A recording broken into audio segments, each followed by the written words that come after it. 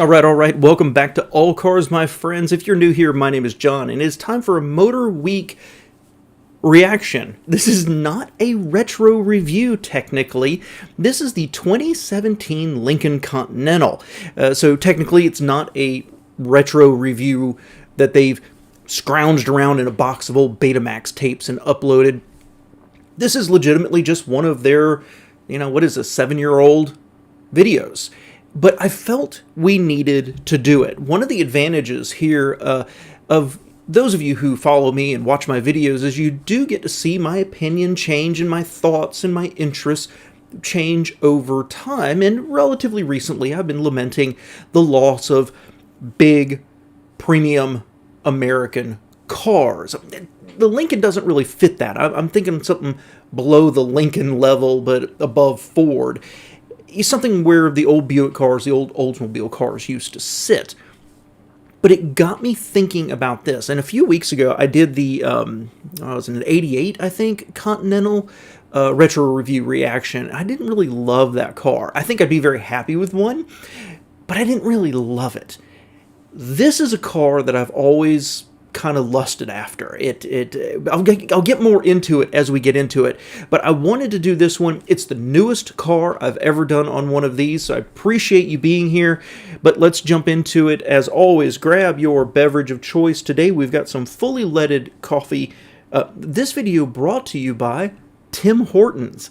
Not because they sponsored me at all, but because I have a huge box that I was given a gift of Tim Hortons Keurig cups. And I love Tim Hortons coffee.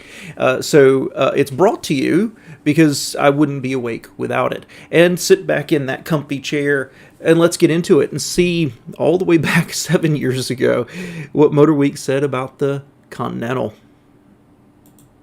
Motorweek is made possible by TireRack.com, RockAuto.com, State Farm, and WeatherTech. Lincoln Continental is truly an iconic luxury car name. So the brand made quite a splash when they unveiled a new Continental concept at the New York International Auto Show back in 2015. I'm not a classic car aficionado. I know there's so many people out there, they really get into just classic cars in general, or a specific model, or a specific year of a specific generation of a specific model. I'm not. I can appreciate the beauty of some old models. How can you look at this old one right here and not just fall in love? That is absolutely gorgeous to my humble eyes. But that excitement quickly escalated when they announced they were actually going to build it. Well, we finally gotten our hands on one to see if the hype and the wait were worth it.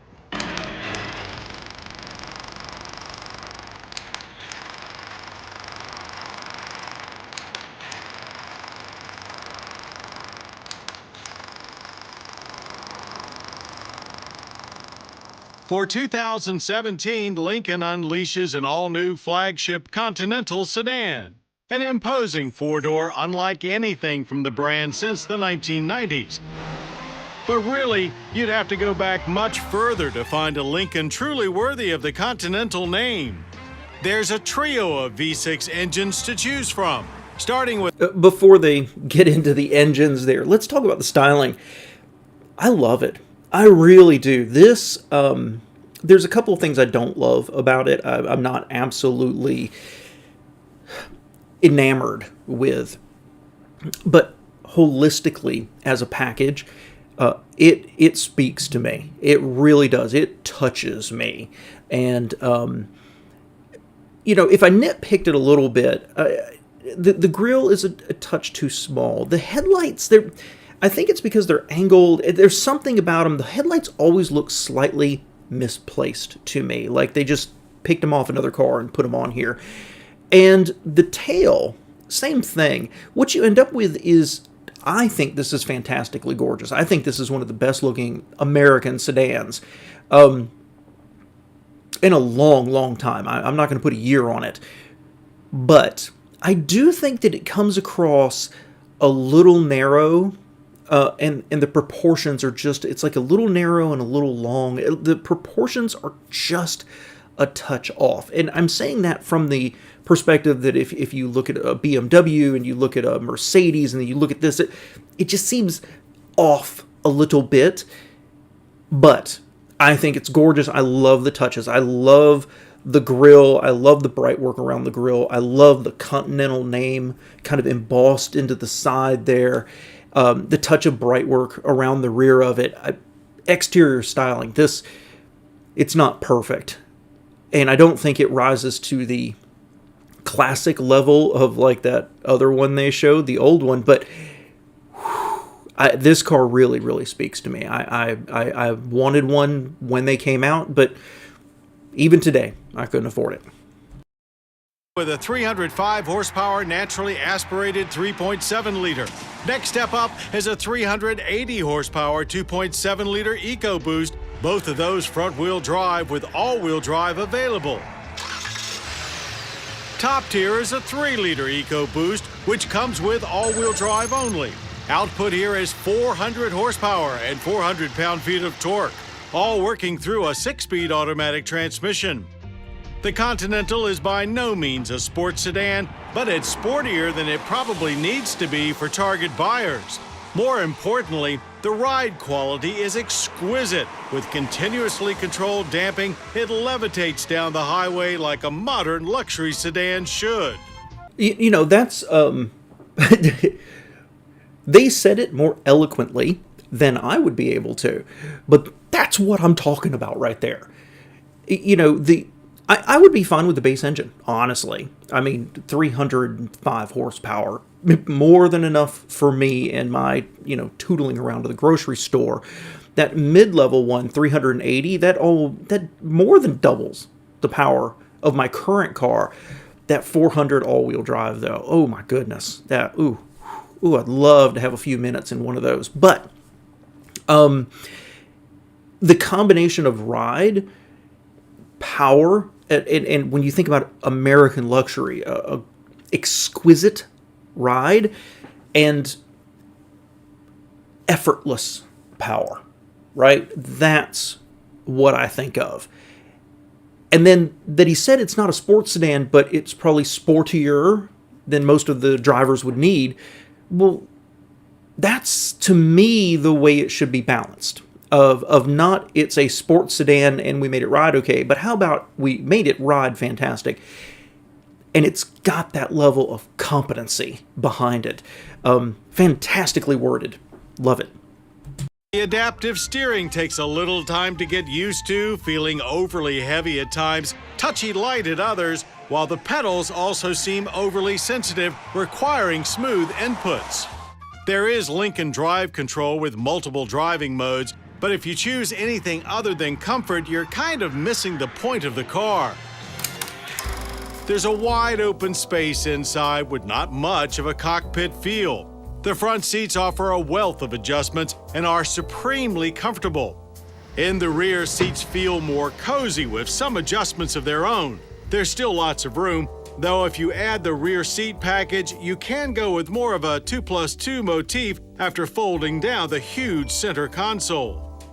The integration of technology throughout is done very well, with plenty of real controls remaining, though some of the buttons are quite small. Lincoln has done a masterful job of disguising the Ford Fusion bones that lie below the surface. The interior is leaps and bounds above any Lincoln in recent memory. IP and door treatments are quite nice to the eyes and touch. Our only but is the uninspired pebble grain dash top pad. So great environment, if still a little short of what some other premium brands such as Volvo are achieving. Fantastic interior. I loved the interior. They touched on something, and I'll bring it up at the end, that when this car was released, there was a review I read, I think it was from Car and Driver, that really encompassed this car. And I'll bring it up at the end. If you just look at pictures of this, you can see a Ford Fusion inspiration to the interior. it's much, much nicer than that. And it's more speaking to what Ford corporate design language for interiors was at the time. And considering the fact of how much I like the Fusion and I love the interior, this just takes it to another level. I think that the gauges are fine. Looking back 7 years when she was manipulating the map, that looks a little slow. Okay. But everything else, I love it. The only thing I never really loved was the park reverse neutral drive buttons. They look great in pictures. I think in concept they're great, putting them up here, opening up the center. But in person, whether it was the Continental or it was the MKZ or whatever happened, it always just came across a little chintzy in actual practice. But that's a relatively minor complaint. And them to say that the pebble grain on the plastic of the dash is behind some of their competitors, I get that. I buy that. It's one of the knocks against the car, but I don't think that truly matters when you look at the rest of what it offers and the design touches. Fantastic interior. I love it. I love it. A sizable trunk holding 16.7 cubic feet of cargo features a very easy-to-find release. The Continental displays a very stylish grille. It is very sleek and posh with just enough of the 60s Lincoln vibe to go along with a modern Bentley-ish presentation. 19-inch wheels are standard here in reserve trim and add a sporty flair. Base models ride on 18s with 20s optional. On the street, it's easy to forget it's such a big car, but at the test track, it surely reminds you the whole way through the cones.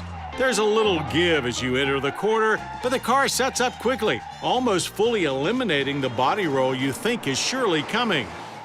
With all-wheel drive, there was also a commendable level of grip, while steering was quick with good on-center feel. There was top-notch traction for a firm hole shot as well, springing to 60 in just 5.4 seconds. The engine gets a nice growl to it. It pulls quickly through first and second gears, then things taper off once you hit third. But we still made it to the end of the quarter in just 13.7 seconds at 105 miles per hour.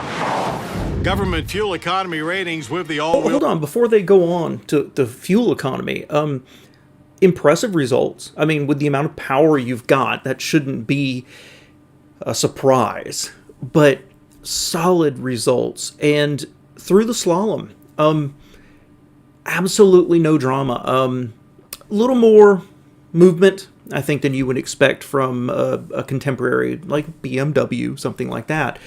But I'd give up that for the ride here. Just impressive results, very impressive results overall. Drive 3-liter R16 city, 24 highway, and 19 combined. Our mixed driving average was quite good at 23.2 miles per gallon of regular. That's an average energy impact score of 17.3 barrels of oil used per year with CO2 emissions of 7.7 tons. Lincoln seems to have a Continental for everyone. Priced at just $45,645 to start, but wants to be sure people know it is a true luxury sedan and have priced top black label trim accordingly at $64,000. Look at spending around $75,000 for a highly optioned reserve model such as our test car. Like the 2015 MKC crossover, the 2017 Lincoln Continental sedan is very well conceived and executed. It is also possibly the best Lincoln ever. But despite strong sales at the outset, it still faces an uphill climb towards rekindling lasting interest in the brand. That said, the new Continental is unmistakably a revival of classic Lincoln values, but with a major dose of modern driving attributes. A car that cements the solid foundation for the brand to build upon. Really solid review. Possibly the best Lincoln. I mean, they complimented the MKC along the way too. really, really impressive review. It breaks my heart. I do not watch these in advance, right? I do not look up sales data beforehand, but this didn't sell very well. And it's a shame because they pulled it off the market. They dropped all the rest of their cars as well. And Ford just stopped investing in Lincoln cars. That price range strikes me as extremely fair, as a matter of fact, for the way they were saying how large it was, how well it rides, the interior touches, everything else. Starting at 45 and being able to option up from there strikes me as very fair. I wouldn't pay it. I didn't pay it. I would not have paid it. But careful optioning, and I'd much rather drive one of these than a BMW, for example, or maybe even an Audi. I can really nitpick the exterior styling. It's premium, it's luxury, but it's not got a presence other than size. Interior wise, like I said, looks a little Ford Fusion, but in person, I really, really liked it. And that brings me back to that review that I think it was Car and Driver. And when this car came out, Car and Driver, they found some word, okay? And the word means that people get freaked out if something's too close to real. Like, we're okay with our Roomba vacuuming, but if you get a far too close to human android, we get freaked out about it. We know it's not real, but it looks too close. There's a word for it, whatever it is. And that was their description of the Continental. That the more time you spent with it, it looks like a luxury car. It looks like it would be competing with the Audis, BMWs, Jaguars, and Mercedes. But the little touches like the switchgear and things like that Ford cheapened out on and went into their parts bin for, gave it this impression that it's just not quite there, and it was almost unsettling to them. And I think that's what killed this vehicle. Is congratulations to Ford for bringing it out, and little touches like where the handles were on the door, right at the base of the window, putting in those 3 engines, giving it the style inside. But ultimately, they pulled back. They weren't ready, I believe, to truly invest in beating the Germans, at least in the quality of the materials inside. And it held this car back. And the other problem is that in spite of how well it was reviewed, and I think Doug DeMuro did one as well that, as I recall, was very, very positive, the price by the time you got up there. And if you remember, they actually had, a couple years, I think it was, of putting suicide doors on it in like this pearlescent white. Oh, it's gorgeous. Oh my gosh. Wow. Woo. But suddenly, if you're talking about a $75,000 fully optioned, there's a lot of other cars out there to consider. I love this car. I would not swing it.